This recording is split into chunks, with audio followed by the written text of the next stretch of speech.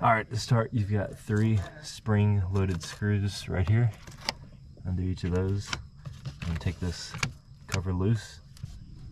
All right, and now you can see the filter. You can pull it out.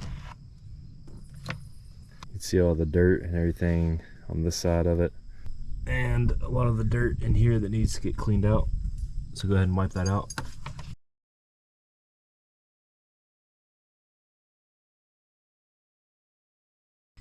All right, so with the new filter, you're gonna notice on one side of it, there's a tab that sticks up.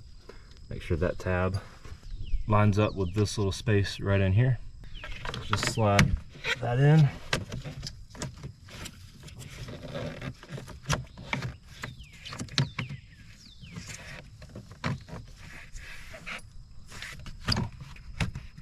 And then close it back up.